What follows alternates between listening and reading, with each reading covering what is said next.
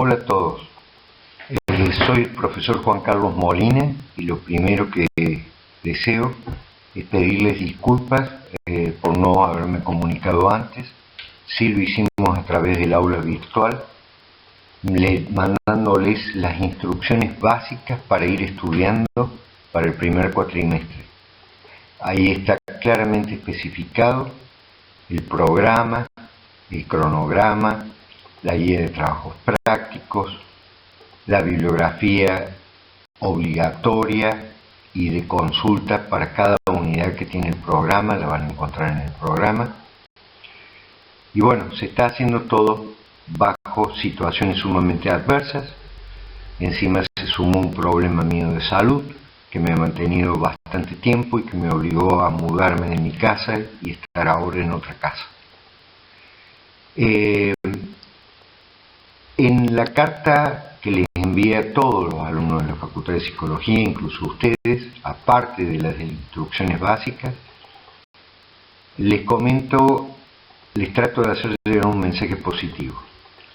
El mensaje positivo es que toda crisis enseña, toda comunidad tiene fuerza, toda comunidad tiene soluciones, y así como vamos a ver lo peor en muchas circunstancias, también vamos a ver lo mejor. Y que cuando esto termine, todos juntos construyamos una sociedad mejor. Eso es lo que quiero decirles de introducción, simplemente. Y ahora sí, voy a ir grabando en cada diapositiva un pequeño audio autoexplicativo de lo que dice, salvo en los casos que esté directamente en los libros o en los PowerPoints en forma autoexplicativa y que no requiera mucha explicación. Entonces me voy a centrar en las cosas esenciales de cada diapositiva. Esta primera diapositiva simplemente tiene para mostrarles cómo está constituido el equipo docente de la Facultad de Psicología.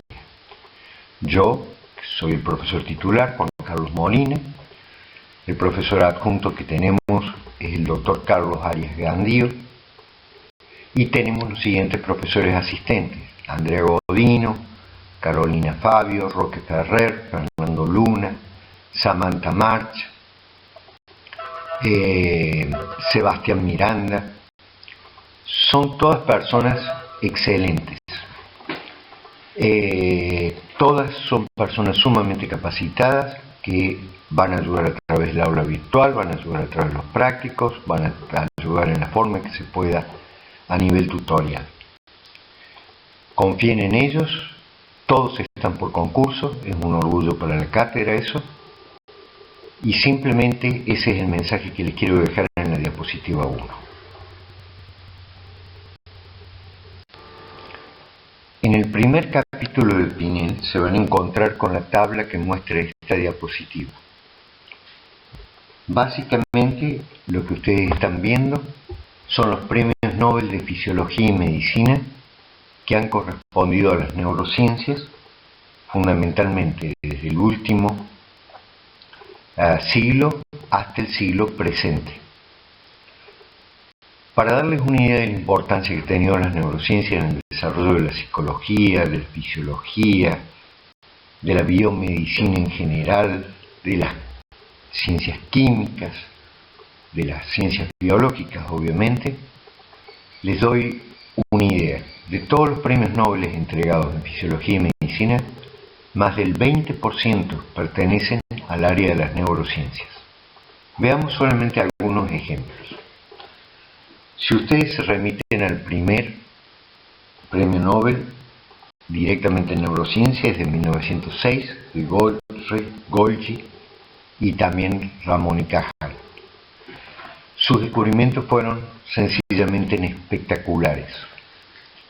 Ramón y Cajal logra definir a la neurona como la unidad funcional y estructural del sistema nervioso central, no como una masa de tejido totalmente indiferenciada, sino con neuronas que lo constituyen. También logra aportar a células que colaboran en el trabajo de las neuronas, que son las neuroglías, y Golgi, con técnicas de tinción, logra identificarlas en el sistema nervioso central. Sin sus descubrimientos, hechos con una microscopía mínima, directamente no podríamos haber abordado hoy la complejidad del sistema central, tanto en su normalidad como en su patología. Segundo ejemplo que quería decirles era, por ejemplo, el que corresponde a 1932, que es Sherrington. Ustedes se preguntan, ¿qué descubrió este hombre? Dice, por las investigaciones sobre la función de las neuronas. En realidad, Sherrington fue el que determinó básicamente los aspectos más esenciales de la respuesta de las neuronas, que las llamo las leyes estáticas y dinámicas de los reflejos.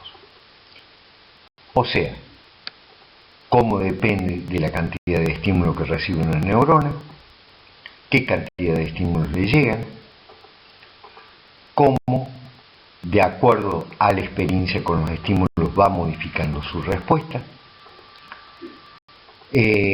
Una cantidad de investigaciones que son fundamentales para poder determinar, por ejemplo, un reflejo o una reacción inmediata de un organismo. Imagínense ustedes subiendo un avión e imagínense que el piloto no ha pasado por pruebas psicofísicas adecuadas y no sabemos sus tiempos de reacción. E imagínense que ve algo que viene hacia el avión y reacciona a destiempo. Los tiempos de reacción, que hoy son tan evaluados en tantas tareas, serían imposibles sin las leyes que esta gente logró articular. Tomo otro ejemplo. 1986, Rita Montalcini, investigadora italiana brillante, descubre que en el sistema nervioso central hay factores químicos de crecimiento nervioso. Sin su descubrimiento, prácticamente no sabríamos nada de cómo se desarrollan las neuronas, cómo se diferencian las neuronas en su soma, en su axón, en sus dendritas, y cómo estos factores de crecimiento nervioso actúan durante toda la vida, pero también en momentos muy específicos del desarrollo del sistema nervioso central, que permiten la configuración óptima de este complejo sistema. Finalmente quería mencionarles a Kandel, Premio Nobel del 2000. Si las neurociencias en los últimos 50 años han rescatado a alguien como revolucionario en cuanto a su descubrimiento, fue Eric Kandel. Se valió de un molusco simple, se llama Aplysia, es un animal marítimo, tiene solamente 20.000 neuronas, y él, analizando una neurona sensorial y una neurona motora conectadas directamente entre sí o a través de interneuronas, logra demostrar los básicos principios del aprendizaje asociativo y no asociativo que vamos a ver en distintas partes de la materia. Sin él no tendríamos las bases celulares de los aprendizajes que son tan fundamentales tanto en la plasticidad normal como patológica del cerebro. Antes que me olvide, les quería avisar de que en cada diapositiva van a ver un parlantito. Apretando sobre el parlantito van a escuchar la grabación. La materia va desde lo celular y molecular hasta sistemas funcionales sumamente complejos, tanto en la normalidad como en la patología. Abordamos no solamente el desarrollo de las funciones que van a permitir a un individuo interactuar con sí mismo, con la sociedad, con otros congéneres, sino cómo ese sistema, a través de la experiencia, va cambiando, ya sea a través de pautas de desarrollo, ya sea a partir de experiencias puntuales, que no necesariamente siempre van a tener un resultado de configuración normal del sistema nervioso central y de las funciones que uno espera, tanto cognitivas como comportamentales, sino también muchas veces estas experiencias generan patologías. Y ya van a ver muchísimas patologías que básicamente se van a abordar en el segundo cuatrimestre. En cuanto a lo que están viendo en esta diapositiva, es simplemente para mostrarles que hay muchas cosas que son microscópicas. Estamos hablando de lo celular y molecular. Lo que están viendo acá es una foto que se obtuvo con microscopía electrónica. Esa bola que ustedes ven, la bola central, es el soma de una neurona. Y esos botoncitos que ven con esas prolongaciones son los axones de otras neuronas que hacen sinapsis con ellos. Las sinapsis pueden ser eléctricas o químicas. Eso ya lo estudiaron en neurofisiología. Fíjense en una sola neurona ya la cantidad de conexiones que tenemos.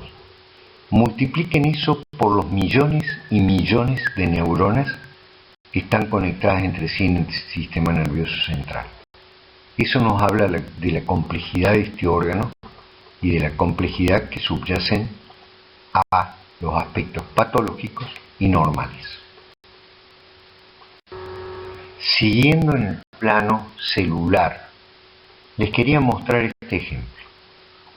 Este es el descubrimiento de Rita Montalcini, que descubre los factores de crecimiento nervioso.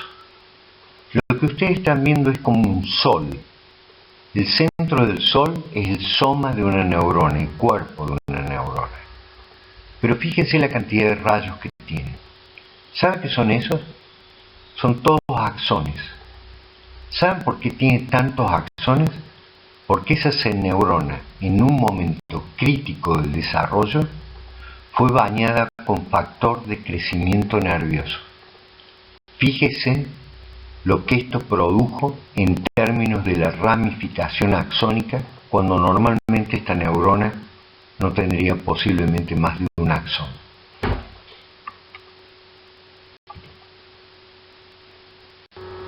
A veces lo que vamos a ver no es lo celular y lo molecular, sino lo que podemos llamar estructural, macro, no micro.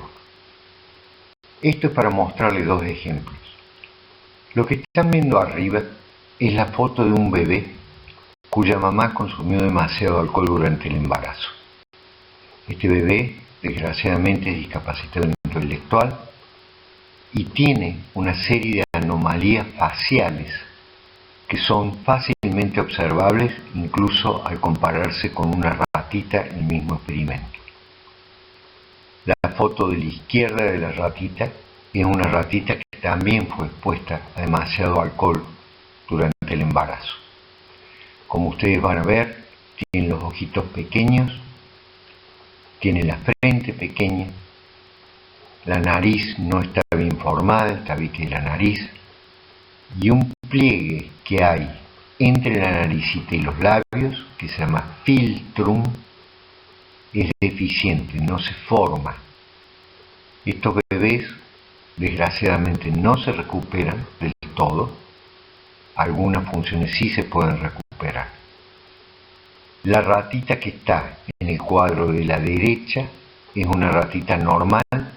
Fíjense qué tamaño de la cabeza tiene en comparación con la otra, mucho mayor, o sea, la otra es microcefálica, igual que el niño. Fíjense que el pliegue de los labios, entre la nariz y los labios, se ha formado bien, en la expuesta al alcohol no se ha formado. Fíjense el tamaño de los ojitos normales que tiene, la de la derecha en relación a la de la izquierda. Eso es lo que puede causar el alcohol. Y abajo tienen tres fotografías. son sacadas a través de resonancia magnética. Es un corte sagital del cerebro en la cual la flecha indica el cuerpo calloso. Millones de fibras que permiten que los hemisferios se comuniquen entre sí. En la de la izquierda es una adolescente normal cuya mamá prácticamente no consumió alcohol durante el embarazo, una mujer abstemia. Fíjense el tamaño, el ancho, el largo y el ancho que tiene el cuerpo calloso.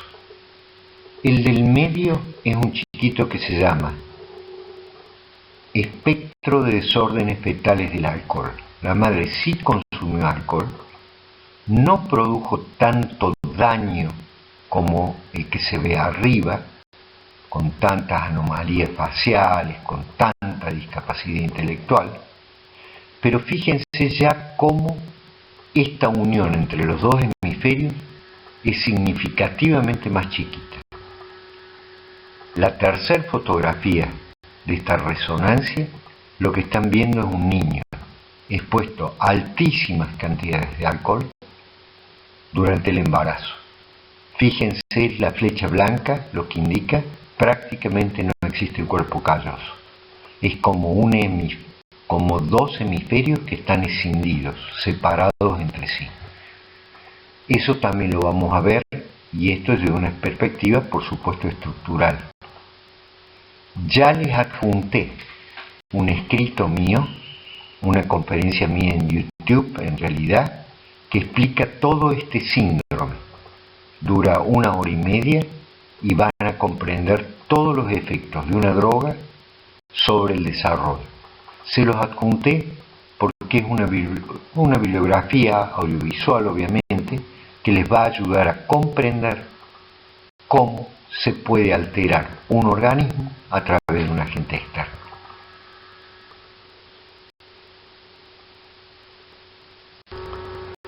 A veces la información para entender el funcionamiento del cerebro requiere basarnos más en sistemas que configuran distintas estructuras y las conexiones entre sí, que solamente ver la estructura y su función o la parte celular o molecular de una neurona. Lo que ustedes están viendo acá es un desarrollo a partir de la resonancia magnética que, en lugar de mostrarle núcleos cerebrales, lo que le muestra son sistemas de fibras que existen en el cerebro con distintos neurotransmisores que van interconectando el cerebro en su globalidad. Si dijésemos que una estructura es totalmente responsable de una función, estaríamos cometiendo un error. Basta ver estos ovillos de lana que están configuradas por fibras para ver los billones de conexiones posibles que existen entre estructuras. Esta técnica se llama conectoma, fue descubierta hace muy poco. Del 2012 empezaron a salir los estudios más importantes. Se especula que va a revolucionar las neurociencias porque vamos a tener otra forma de ver un cerebro en actividad y qué estructuras se ligan entre sí para formar un sistema. Si esto no fuese posible, por ejemplo en el caso de la drogadicción, que van a ver en el segundo cuatrimestre, jamás se hubiera identificado, a pesar de que se hizo sin esta técnica, sistemas que regulan la drogadicción, que regulan la tolerancia, que regulan el impulso a buscar la droga, que regulan la abstinencia. No lo podríamos haber entendido nunca, y hoy los avances son inconmensurables en ese campo. Lo que yo les estoy mostrando técnicamente se llama conectoma. Rara vez sale en los libros, es bastante reciente. 2012 empezaron a aparecer los mejores artículos. En el cuadrado de la derecha inferior les recomiendo que vean un video en YouTube donde van a entender mejor lo que es un conectoma. La psicobiología experimental se nutre de muchísimas disciplinas para poder entender el comportamiento normal y patológico. La neuroanatomía, la neurofisiología, la psicofisiología, la etología, todo eso está claramente explicado en la bibliografía obligatoria que va a figurar al final de esta presentación. En este caso les estoy mostrando que a veces el abordaje que hacemos son desde complejos sistemas de funciones. La fotografía que están viendo a la izquierda es Konrad Lorenz, también premio Nobel de Fisiología, que descubrió la impronta, imprinting o troquelado. ¿Qué quiere decir? Básicamente que en ciertos momentos del desarrollo, en periodos críticos o sensibles, después se les va a aclarar mejor cuál es uno y cuál es otro en otra clase, ciertas experiencias es como que sellan el cerebro para ciertas funciones. Ustedes están viendo que a Konrad Lorenz lo siguen unos patitos. Él interactuó, en realidad son gansos. Él interactuó con ellos apenas salieron del huevo, apenas rompieron el cascarón y salieron del huevo. Esa primera interacción en un momento crítico del desarrollo hizo que esos animalitos establecieran una relación entre especies con el ser humano. Y ahora lo siguen. Ahora tienen ciertos comportamientos con él como los que tendrían como miembros de su propia especie. No todos. Van a migrar como patos, van a comer como gansos, van a nadar como gansos, etc. Pero por ejemplo en el momento del desarrollo sexual van a hacer conductas de cortejeo frente a figuras parecidas a la de Konrad Lorenz o en realidad figuras humanas. Eso fue la mera experiencia de interactuar con ellos en un periodo crítico del desarrollo.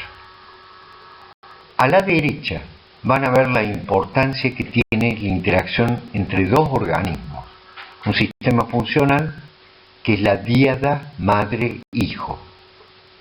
Se considera que esto, miren, se publicó en un libro que se llama, el capítulo se llama Orígenes del lenguaje en la infancia. ¿Cómo nos empezamos a comunicar a través de sonidos y cómo producimos cambios en el otro? ¿Ven que hay un bebé llorando? Bueno, 5 minutos antes de que se largue a llorar, van a ver al lado del bebé lo que se llama mamografía, una técnica que permite ver la concentración en el pecho materno. Esas manchas blancas que ven es o sangre o leche. Fíjense qué poquitas hay antes que el bebé llore. Ahora miren el cuadro de la derecha. Fíjense, está lleno de leche y de sangre esa mama. ¿De acuerdo? Esas mamas que lo van a nutrir al bebé. Es inmediatamente después que el bebé se larga a llorar. ¿Qué produce eso en la mamá? Produce un reflejo de eyección de oxitocina y de prolactina. ¿Qué es la prolactina? Una hormona que permite la producción de leche. ¿Qué es la oxitocina? Una hormona que permite la eyección de leche cuando el bebé succiona el seno materno. Fíjense qué fantástico. Está coordinado genéticamente, sin necesidad de experiencia. A veces la experiencia lo modula esto, pero sin realmente una ultra necesidad de experiencia, que la madre reacciona neurohormonalmente frente al llanto de la criatura. Eso ya está determinado por procesos genéticos. Si no, posiblemente no sobreviviríamos ni siquiera 2 minutos.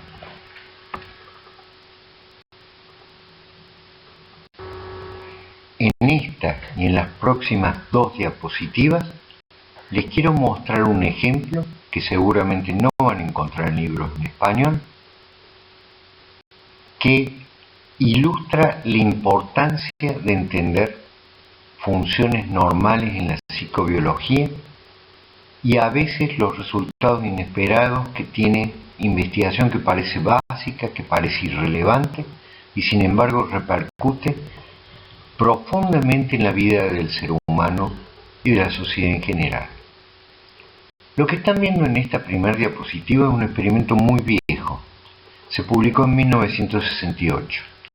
A la izquierda tienen una preparación de ratitas de distinta edad que están colgadas como una monturita y como verán tienen atado un alambrito a la pata delantera izquierda. El aparato les da como una descarga estática. ¿Vieron cuando van a abrir el auto que les da a veces una descarga estática? ¿Qué hace el animal? Y retrae la pata, saca la pata. Bueno, aún dentro de ese reflejo tan sencillo hay un sistema de aprendizaje. El animal se va habituando, se demuestra que se va habituando. Habituando es un proceso de aprendizaje no asociativo. Es básicamente a través de la experiencia, con la repetición de un estímulo, de ir dando menos respuesta ya que el estímulo es irrelevante. Les voy a dar después un ejemplo más acabado de esto. En este caso, en las curvas de la derecha, ven ratitas de 3 días de edad, de 6 días de edad, de 10 días de edad y de 15 días de edad. Van a ver que al principio, cuando se aplica el shock por primera vez, en el eje de las X, en el eje de las Y van a ver que la respuesta de flexión de la pata es muy intensa. Fíjense solamente en el de 3 días.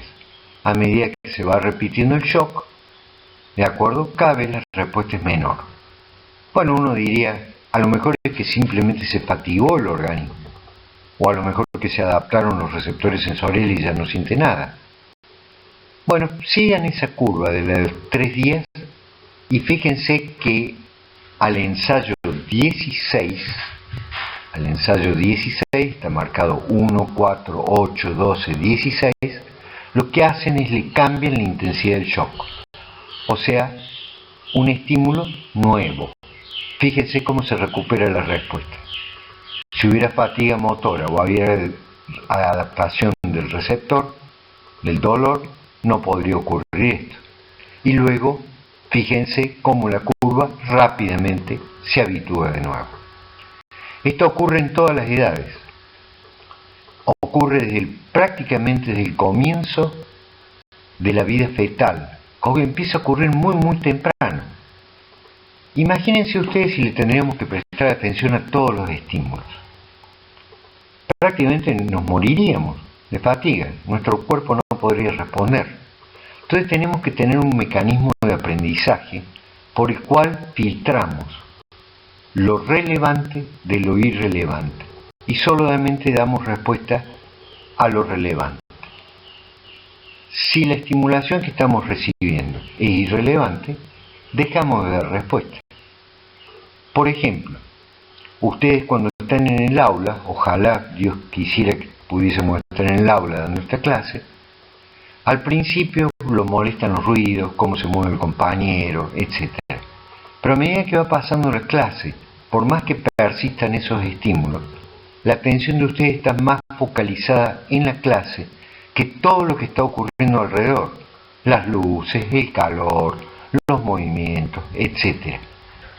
Es a través de un sistema de aprendizaje que el sistema nervioso central va filtrando lo relevante de lo irrelevante.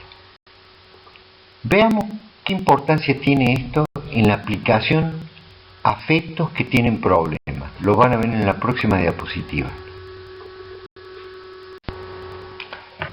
Como este aprendizaje, el de la habituación, es tan básico, tan importante para poder sobrevivir frente a los estímulos relevantes, a alguien se le ocurrió, a Hepper, en 1992, ver primero si los fetos tenían habituación y se permitía diferenciar alteraciones del sistema nervioso central, este simple aprendizaje. Ustedes van a tener 3 gráficos. Dice estadio 1, estadio 2 y estadio 3, y las líneas representan fetos muy pequeños que a la mamá le están poniendo un estímulo vibrotáctil en el abdomen, y lo que están viendo es la reactividad motora del feto frente a ese estímulo vibrotáctil. Ya se sabía que los fetos reaccionaban frente a esa estimulación vibrátil y acústica. Fíjense en la línea que está hecha con cuadraditos que dice normal. Esos son una cantidad de bebés, de fetos, a los cuales, mientras se hace la ecografía, se aplican pequeños estímulos vibrotáctiles en la pancita de la mamá. Fíjense la cantidad de actividad motora que tienen al principio. Reaccionan muy estruendosamente. Les llama la atención. Pero fíjense que rápidamente, a medida que se repite el estímulo, cada vez reaccionan menos.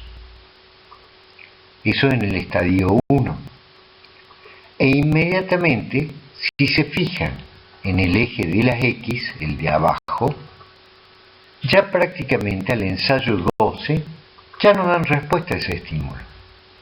Lo han hecho progresivamente, lo han considerado irrelevante más allá. No estoy hablando de un proceso de conciencia, estoy hablando de un proceso que ocurre en el sistema nervioso central, que va aprendiendo. ¿De acuerdo?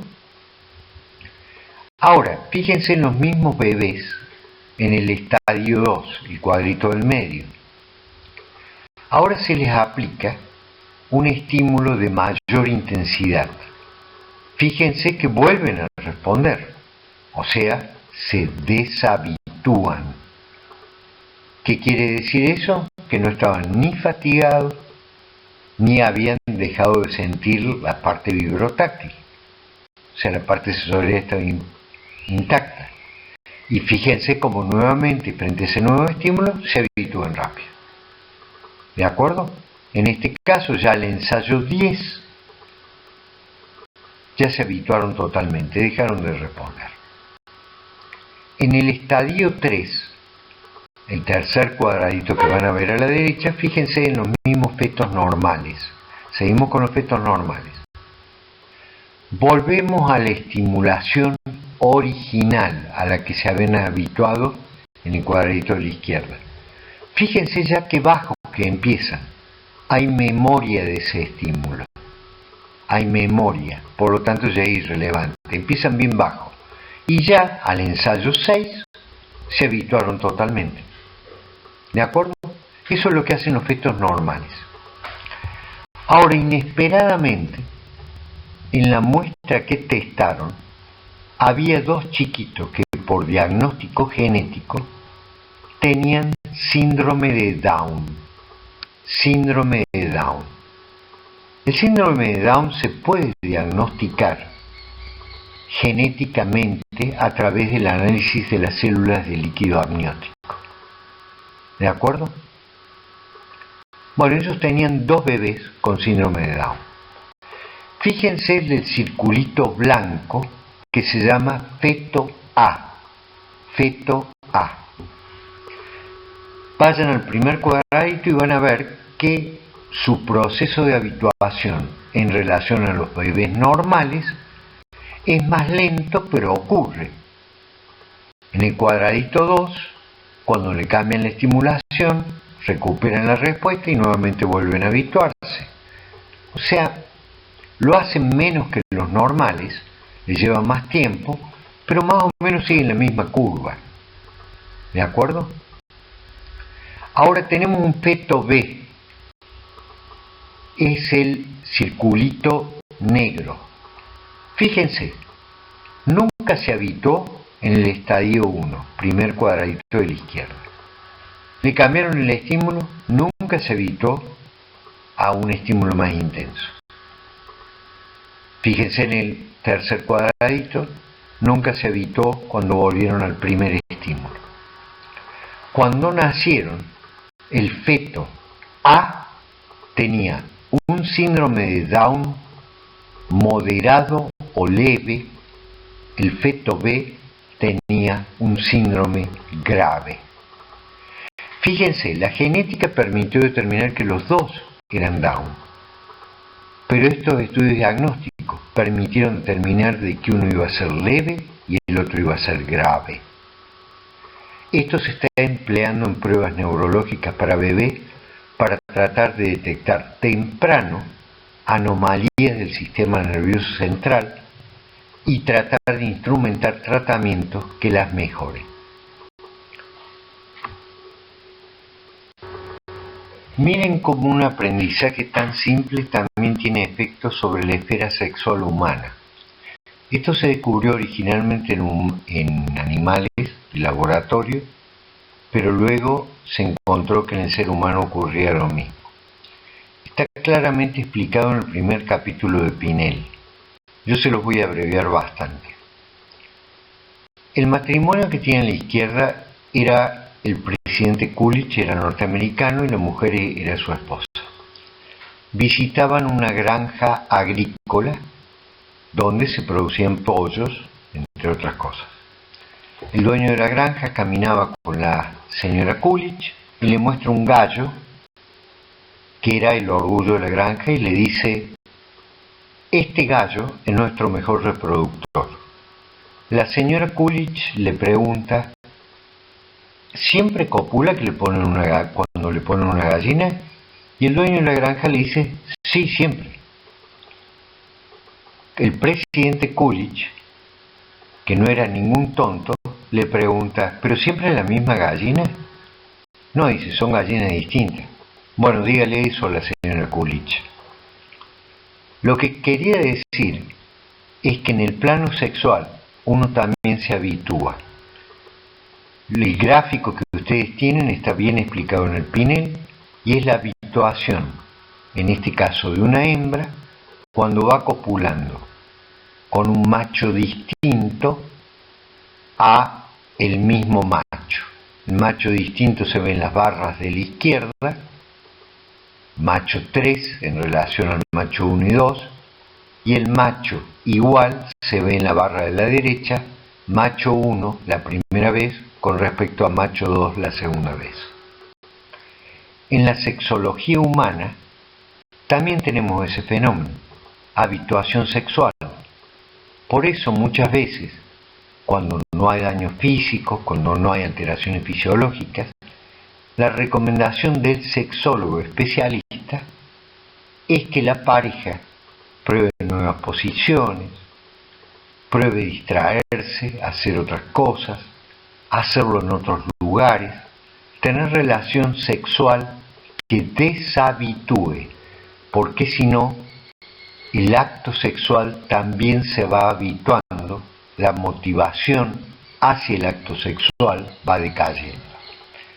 Fíjense, empezamos con ratitas, mostramos el efecto sobre el diagnóstico de efectos anormales y fíjense cómo un proceso tan simple como la habituación también afecta a la conducta sexual humana. Estos dos ejemplos que presento acá ilustran cómo nos podemos valer de distintas técnicas altamente complejas. Una es una tomografía por emisión de positrones, la de la izquierda, que evalúa la actividad neural a través de su metabolismo, el consumo de glucosa, ante un estímulo. En este caso queremos identificar, por ejemplo, un área del cerebro que responde frente a la luz y procesa la luz, que en este caso se presenta en forma centellante. ¿Ven esas marcas naranjas y amarillas? Incluso algunas rojas. Bueno, eso está mostrando que se está activando el lóbulo occipital frente a la estimulación lumínica. Hoy podemos seguir ese proceso con procesos muchísimo más complejos, como cómo percibimos una situación de miedo, qué áreas cerebrales se encienden, cuáles son, cómo son los circuitos entre ellas, y cada vez vamos mejorando mejor nuestra perspectiva de cómo funciona mejor el cerebro, y no solamente bajo situaciones de normalidad, sino también frente a situaciones de patología. Se han hecho importantísimos avances gracias a estas técnicas, en que se va degenerando una enfermedad de Alzheimer, en la esclerosis múltiple, en las drogadicciones, etc. En la imagen derecha tienen una aproximación a otro problema, un experimento muy simple, muy brillante realmente. ¿Cuándo adquirimos conciencia de nosotros mismos? En este caso se hace en un primate, en un chimpancé. Experimentos muy similares se han hecho en bebés, de darnos cuenta cuándo empieza a aflorar el concepto de conciencia de que somos nosotros. Les cuento el experimento, es muy sencillo. El chimpancé fue anestesiado y arriba de una de las cejas se le pinta una mancha roja. Luego de la anestesia se lo pone frente a un espejo. Si no tuviera conciencia de sí mismo, seguramente investigaría la imagen sobre el espejo. Le llamaría la atención el espejo. Sin embargo, fíjense lo que hace. Se toca la mancha roja que se le había pintado, la que él puede ver reflejada en el espejo. Estos estudios han servido, aunque ustedes no lo crean, para estudiar el desarrollo de la conciencia en distintas especies e incluso en el ser humano, ya que estamos, cada vez que hablamos de desarrollo de especies, hablamos de filogenia. Cada vez que hablamos del desarrollo del individuo, hablamos de ontogenia.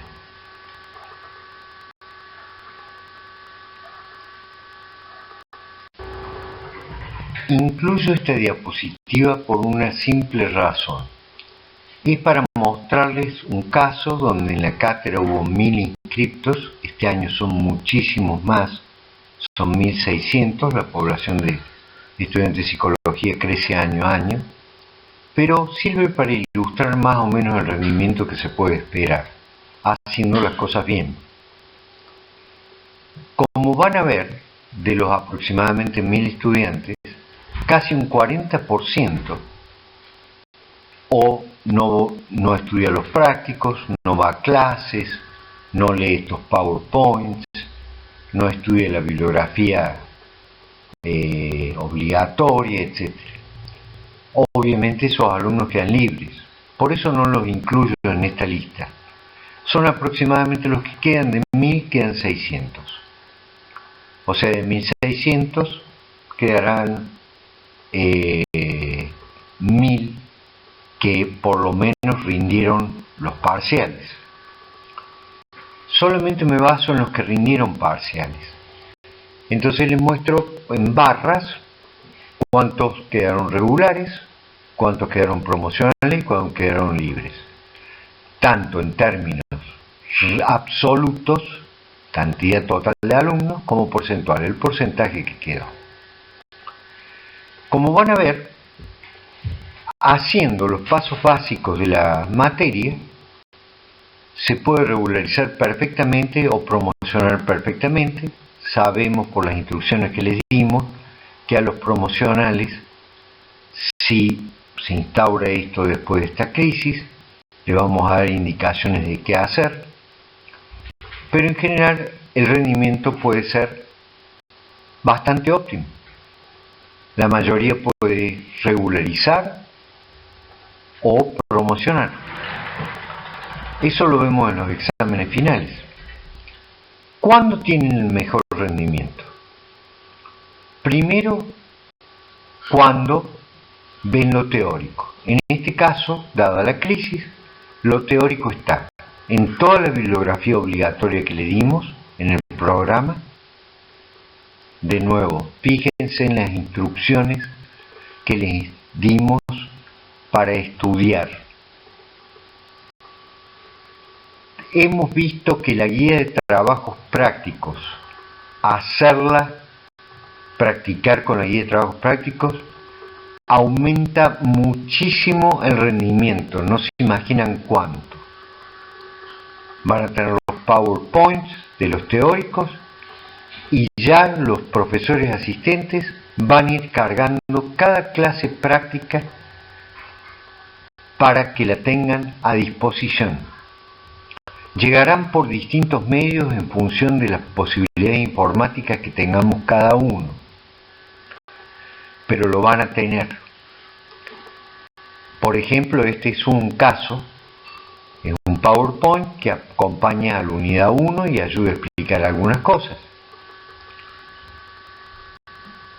En la guía de trabajos prácticos van a ver que hay problemas en resolución de cómo trabajar la bibliografía, etc. Va a haber prácticos que le va a explicar esto también. Por favor, vuelvo a repetir, la bibliografía obligatoria sí o sí, los PowerPoint teóricos y prácticos sí o sí, la guía de trabajos prácticos sí o sí. Todo se va a ir cargando gradualmente. Creo que son buenos consejos para ustedes. Haciendo eso, nosotros vamos a tomar todas las medidas posibles, habidas y por haber, para que ustedes tengan el mejor rendimiento posible.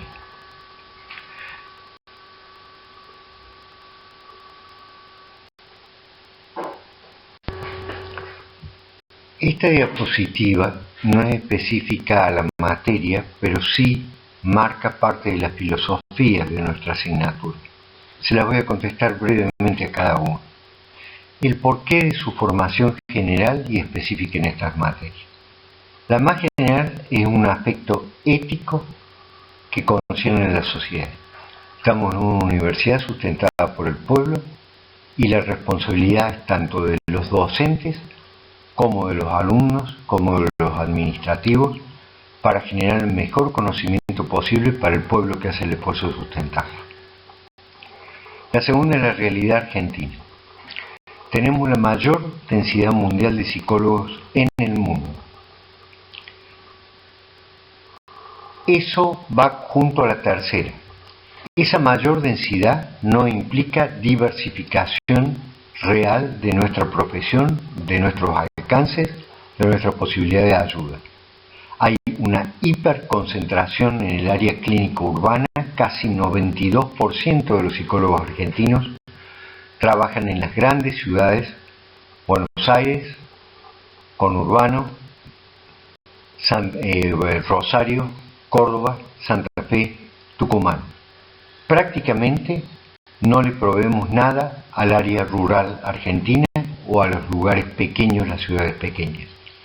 Para colmo, lo hacemos sin diversificación conceptual. Casi todo está homogeneizado a través de un par de teorías. Esto no es en contra de las teorías que estoy hablando. Cada una tiene su mérito. El problema es que todo el mundo hace lo mismo con la misma concepción. Y el avance de la ciencia es constante. Nos obliga a retrotraernos, a modificar, a avanzar en el conocimiento. Tenemos que ser conscientes en eso. En las neurociencias el avance tiene que ser día a día y eso es lo que vamos a procurar brindarles. Otra realidad argentina es la ausencia de investigación original en las áreas de inserción profesional. No se puede ejercer profesionalmente si no se promueve la investigación adecuada en cada área. La cátedra adhiere al concepto que la universidad nacional cumple con un trípode fundamental: educar para la población, investigar para generar nuevos contenidos para la humanidad y extender básicamente el contenido de la nueva información para que a las comunidades les sea de utilidad. La próxima observación es la realidad latinoamericana. Vamos avanzando hacia la homologación de títulos y conocimiento que podemos compartir entre nuestros países. Por lo tanto, Argentina tiene que ser, junto con los demás países, un modelo de excelencia en el conocimiento para también fijar parámetros que puedan homologar títulos de la máxima excelencia en Latinoamérica. La realidad internacional marca, y eso es típico en el área de las neurociencias, que ya el trabajo individual es sumamente limitado. Hoy la interdisciplina, las interacciones entre distintas profesiones, entre distintos conocimientos, son absolutamente necesarias y requieren tanto estar formado conceptualmente como metodológicamente y técnicamente. Si ustedes se fijan hoy en el abordaje integral de las enfermedades mentales, por poner un solo ejemplo, son grupos de profesionales trabajando sobre el mismo problema. Podemos mencionar al psicólogo que hace su parte específica, al psiquiatra cuando corresponda, al asistente social, a la persona que hace la rehabilitación física si es necesaria, a los investigadores que guían al conocimiento, etc. Me gusta sustentar lo que digo a través de estadísticas relativamente confiables. A pesar de que esta es vieja, los nuevos números siguen mostrando las realidades que acá se identifican. El primer trabajo que les muestro es de Ardila del 2004 y el que está indentado, y las cifras que están indentadas, es de Alfonso del 2008. Lo que van a poder ver es que la Argentina, en relación a Latinoamérica, es el país que más psicólogos tiene por habitante en toda en Sudamérica y Centroamérica. Ocupamos el primer lugar en densidad en el mundo, seguidos por Dinamarca. 8,4% del total de psicólogos está en Córdoba, la mayoría está en Buenos Aires. Tenemos un psicólogo, 103 o 145 psicólogos, dependiendo del estudio, cada 100.000 habitantes. Los habitantes por psicólogos, 974, 690. Compárenlo con las otras cifras de los otros países que son los que más psicólogos tienen en Centro y Sudamérica. Bueno, estas cifras a nivel internacional, a mi criterio, son aberrantes. ¿Saben por qué? No por la cantidad, sino porque no nos hemos diversificado. No le hemos brindado a quienes sustentan a la Universidad Nacional básicamente alternativas. No hemos brindado a la zona rural alternativas. No hemos brindado alternativas disciplinarias, abordajes multi o interdisciplinarios. Ese es un déficit que tenemos. Como pongo al final de la nota, Argentina en el presente tiene 13 universidades nacionales que dictan psicología y más de 50 universidades privadas que dictan psicología. No puede ser que haya tan poca diversificación de conocimiento. Esto obviamente tiene un impacto incluso en el mercado laboral, a pesar de que a mí no me gusta hablar de mercado. Me gusta hablar básicamente de una disciplina para la sociedad. Las neurociencias son florecientes en Argentina y son realmente fuertes en Argentina. Tiene un sistema neurocientífico argentina envidiable, que puede hacer enormes aportes en la patología y en el bienestar. Eso lo voy a abordar posteriormente. Déjenme hacer unas reflexiones ahora que conocen los números sobre qué brinda la cátedra en relación a distintos ítems. En la Argentina hay 3 tipos de prevención: primaria, secundaria y terciaria. Primaria es para que no aparezca la patología, que va de la mano de la generación del bienestar social para que no haya patología. ¿Qué hacen la mayoría de los psicólogos? Secundaria, tratar la patología cuando aparece, o terciaria, tratar las alteraciones que quedan debido al sufrimiento de una patología. Eso, desde un punto de vista de salud mental, es totalmente erróneo. Fíjense en la crisis que estamos atravesando. ¿De acuerdo? ¿Qué vamos a hacer? ¿Solamente tratar a la gente que se infecta? ¿O tratar a la gente que quedó con secuelas? ¿O simplemente contar la cantidad de fallecimientos? Lo que hay que hacer es tener una perspectiva de bienestar de la salud y prevención de la patología.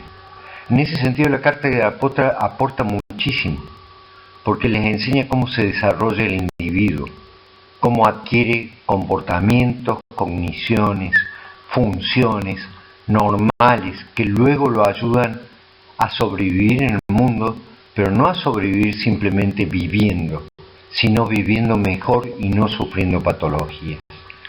Gran cantidad del material se basa en eso. La segunda pregunta tiene que ver con qué brinda la cátedra en cuanto al desconocimiento de la epidemiología en salud mental. Básicamente, Argentina es pobrísima epidemiológicamente hablando. Si no, mírenlo en esta crisis, las dificultades de organización. No estoy culpando a un gobierno en particular. Ha sido un problema que lo refiero más a la formación de los profesionales. En cuanto a la salud mental, ¿conocen ustedes la verdadera distribución de la problemática de salud mental en la Argentina? ¿Qué pasa si yo les cuento que alcoholismo es la segunda enfermedad endémica en este país después de Chagas? Endémica quiere decir que ocurre en un determinado lugar y se establece en una población a través del tiempo. Sin embargo, eso no se aborda generalmente. La cátedra les brinda trastornos generalizados del desarrollo para actuar temprano. Les da información sobre la prevalencia de estas patologías. Ustedes saben que epilepsia es una de las patologías neurológicas más prevalentes y casi no tenemos psicólogos dedicados a eso. Esclerosis múltiple es una de las más prevalentes y prácticamente ningún psicólogo la conoce. Podría seguir enumerando infinidad de ejemplos, les voy a dar otro. A veces los estudiantes se enojan porque les pregunto qué quiere decir paresia general. ¿Saben lo que es? La demencia que queda a raíz de la sífilis. ¿Saben cuánto aumentó la sífilis en la Argentina?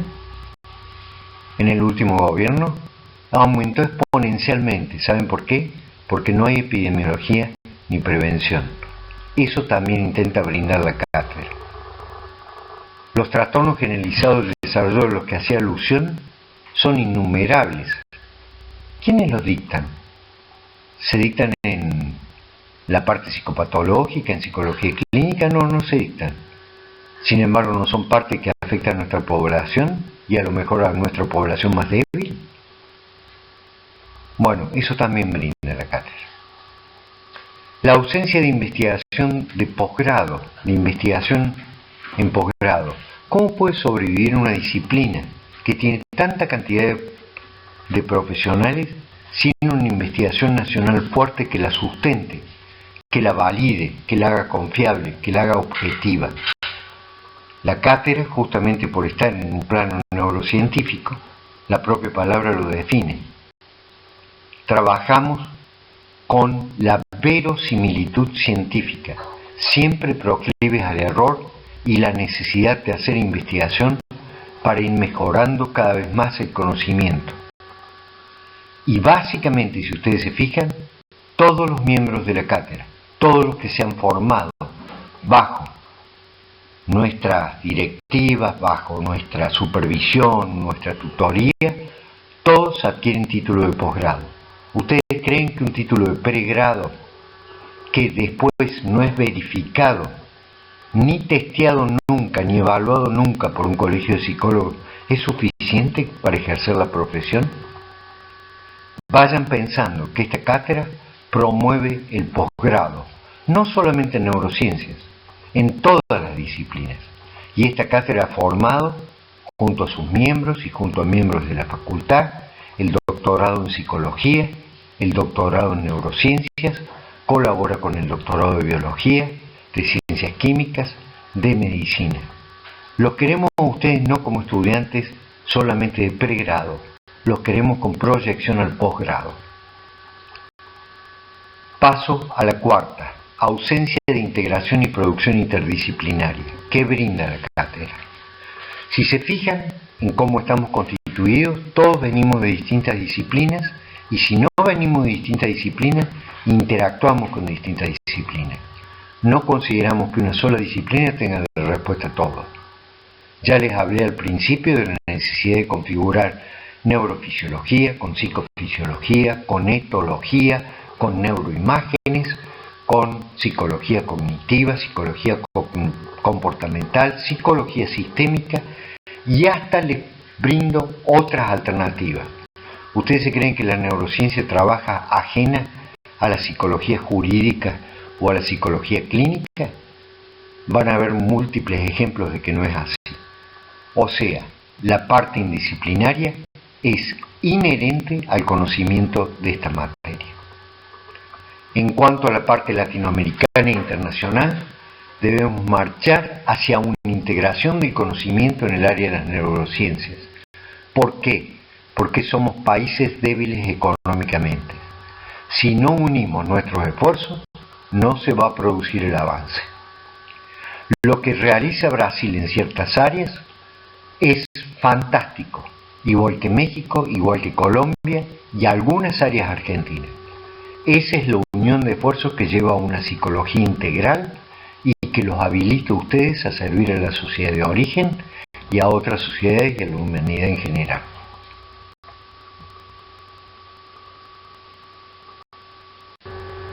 Finalmente, les muestro en esta última diapositiva lo que ya figura en el programa que le hemos puesto en el aula virtual.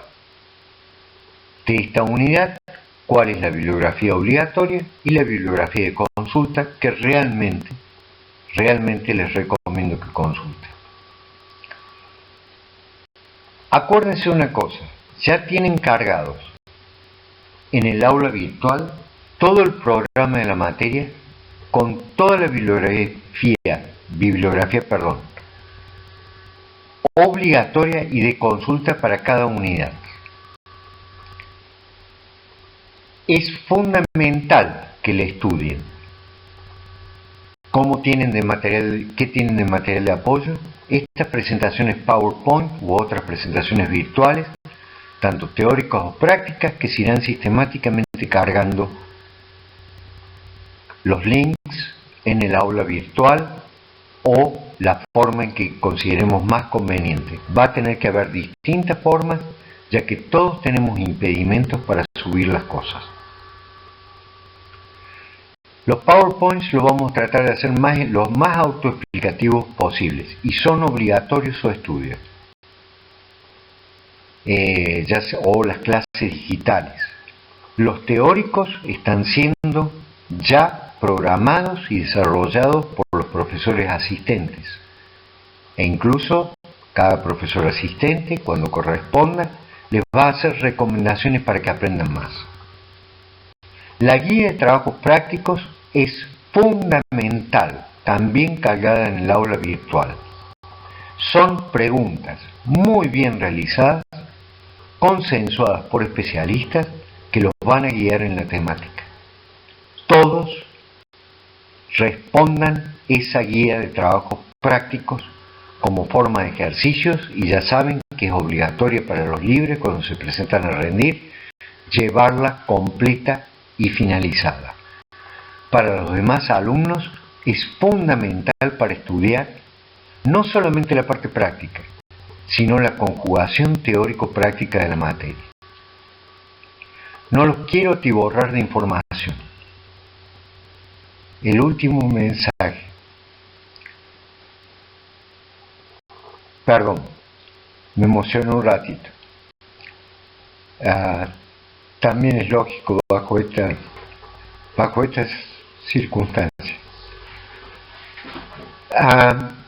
Les voy a hablar como educador, como padre que soy, y como alguien que tiene como principio filosófico que el otro importa siempre, si no la vida no importa. Lo más importante es que se cuiden.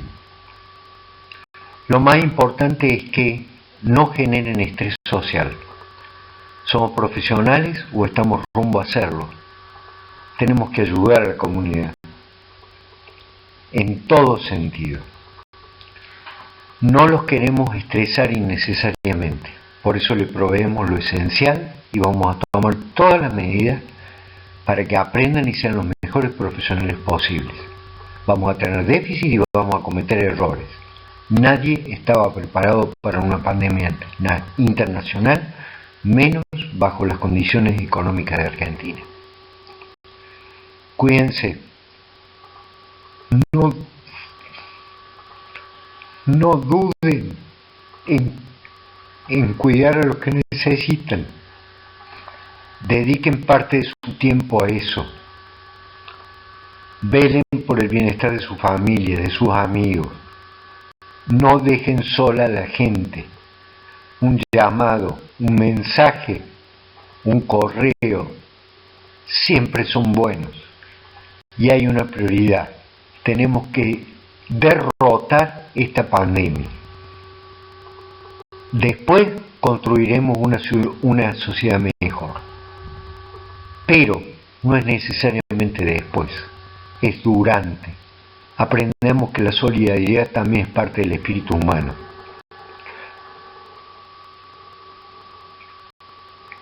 Les deseo todo lo mejor. Y perdónenme, no voy a borrar el hecho de emocionarme. Porque lo que hago, lo hago para que todos estemos bien.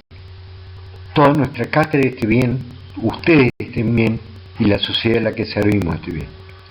Les mando un abrazo.